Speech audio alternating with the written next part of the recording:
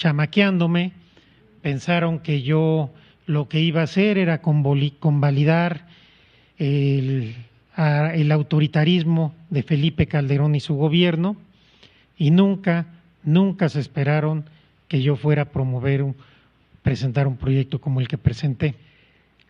Que el gobierno de Felipe Calderón no había permitido que salieran aviones a Sacramento, donde había un hospital esperándolos para poderlos curar, porque no querían que se hiciera grande el escándalo y se hiciera mayor alaraca con este tema. Le avisé a quien era el secretario de Gobernación que iba a presentar el proyecto.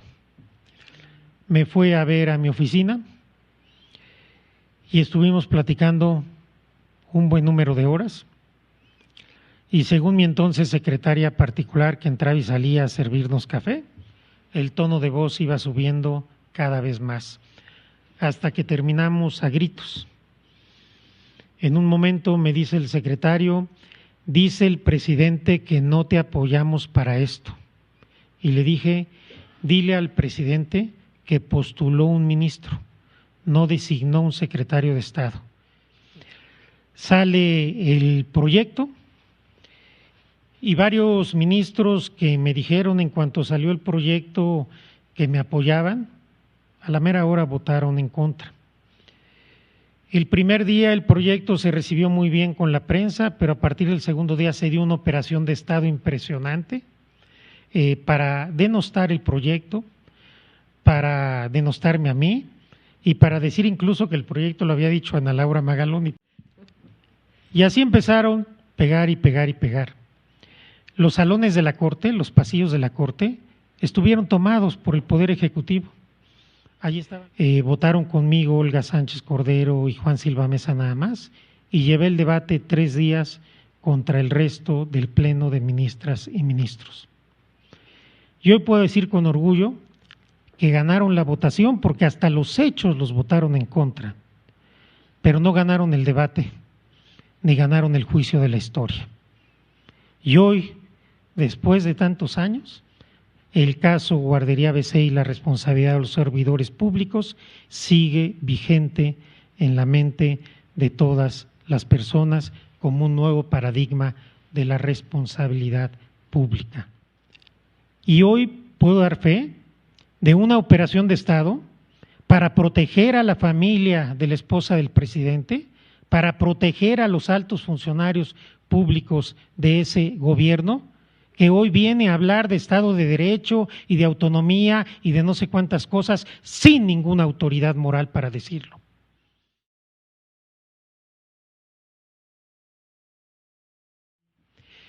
Quizás el asunto que más me ha conmovido desde que soy ministro, el que siempre he considerado más cercano y que fue mi bautizo como ministro, que es el de la Guardería ABC. Cuando llego a la Corte, tenía todavía la Corte esta facultad de investigación de violación de derechos fundamentales del artículo 97 constitucional. Realmente para lo que había servido esta facultad hasta ese momento era para que la Corte pagara los platos rotos de lo que no habían hecho los otros poderes, y era una facultad que honestamente nunca había servido para nada, y las ministras y ministros nunca se tomaron la molestia de que sirviera para algo.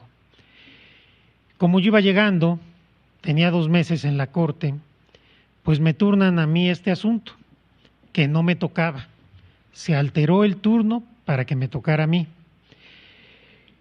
Cuando hoy veo el tiempo que le ha costado a algunos de mis compañeros aclimatarse en la Corte, tomo conciencia de lo importante que era tener a los 2 meses de haber llegado este asunto y el tamaño de la jugada que me quisieron hacer mis compañeros ministros.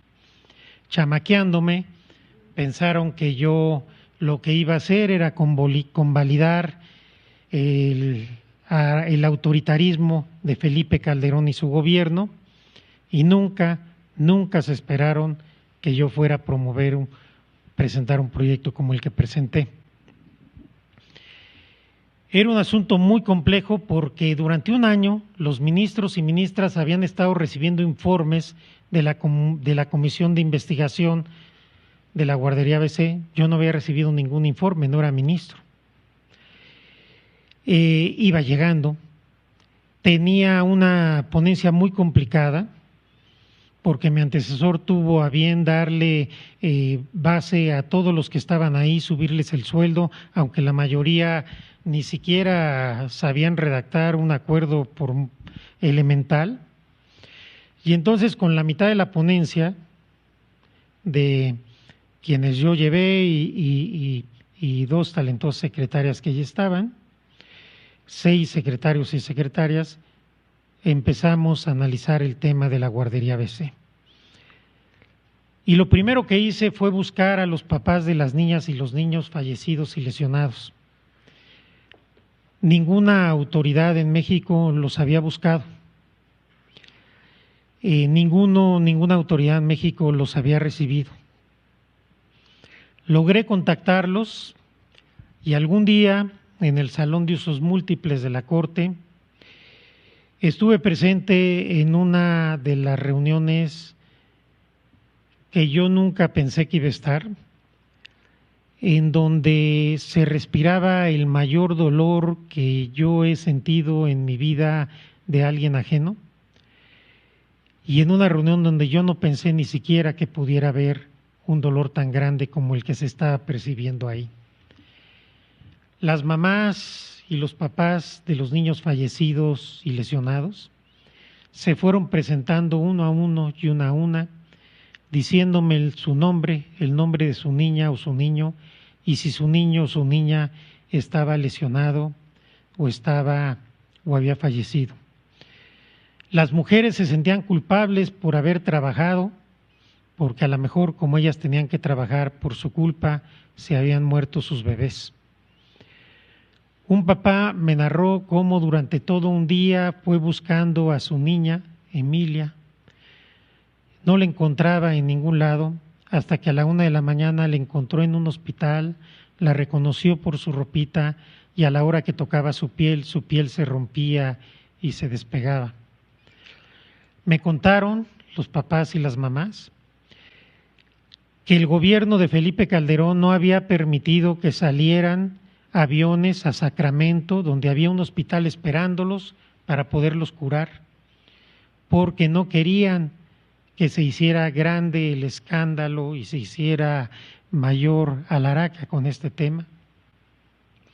Me contaron cómo los papás y mamás de niños lesionados, los directivos del Instituto Mexicano del Seguro Social habían alterado sus expedientes médicos para no pagarles lo que le tenían que pagar por sus lesiones y por la situación en que habían quedado. Yo les dije en esa ocasión a los papás y a las mamás del ABC que no quería hablar con sus abogados, que quería verlos a los ojos y que quería escucharlos. Les expliqué cuáles eran los limitados alcances de la facultad que teníamos, pero me comprometí con ellos que yo defendería la Constitución y los derechos de sus niñas y sus niños. Después de terminar esa reunión de más de 3 horas, en la cual todavía hoy no entiendo por qué pude aguantar no llorar, subí a mi ponencia y les dije a mis secretarias y secretarios, ni un paso atrás, yo no voy a llevar en mi conciencia la muerte de 49 niños. Esto es una infamia que yo no voy a convalidar. Y empezamos a hacer el proyecto sin decirle a nadie ni cuándo ni cómo iba a salir. Les dije a mi equipo, tiene que salir antes del 5 de junio, que es la fecha del aniversario de la guardería ABC. Y lo primero que les dije es que teníamos que replantear la facultad para que tuviera sentido. Y recordaba a Fabiana Estrada hace unos días que yo en mi laptop redacté ese capítulo precisamente para redimensionar la función de la Facultad de Investigación. Seguimos trabajando y ya previo a presentar el proyecto, por una cuestión de elemental lealtad institucional y personal, le avisé a quien era el secretario de Gobernación que iba a presentar el proyecto. Me fue a ver a mi oficina y estuvimos platicando un buen número de horas. Y según mi entonces secretaria particular, que entraba y salía a servirnos café, el tono de voz iba subiendo cada vez más, hasta que terminamos a gritos. En un momento me dice el secretario: dice el presidente que no te apoyamos para esto.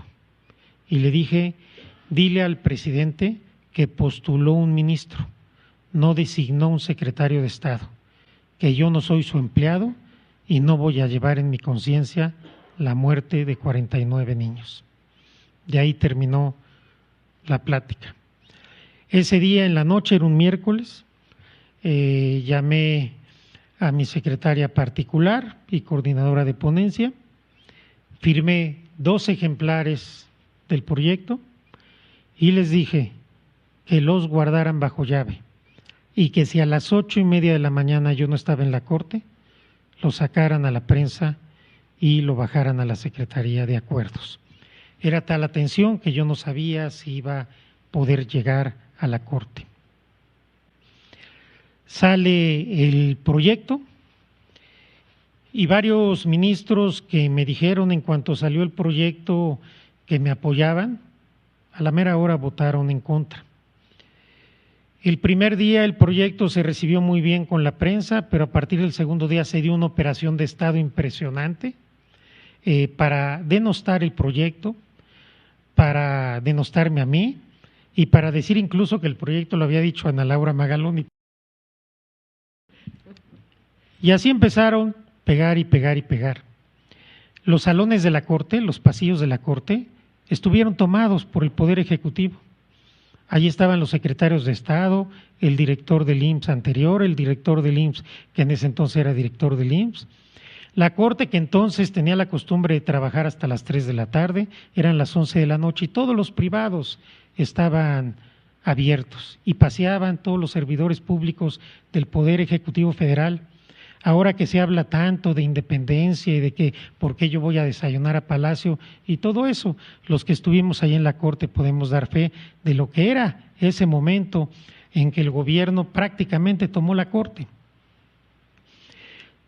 Se publica el proyecto en Internet, como habíamos quedado, y recibo durante la semana varias amenazas veladas de compañeros ministros, varias advertencias de diferente tipo y llegamos a la discusión que fueron 3 días, mañana y tarde, mañana y tarde, mañana y tarde.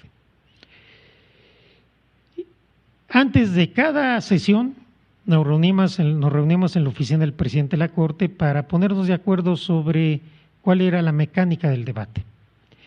Saliendo al salón de plenos, todo lo que habíamos acordado, háganse ustedes cuenta que no lo habíamos platicado y empezaban a hacer todo lo que decíamos y habíamos acordado que no se iba a hacer.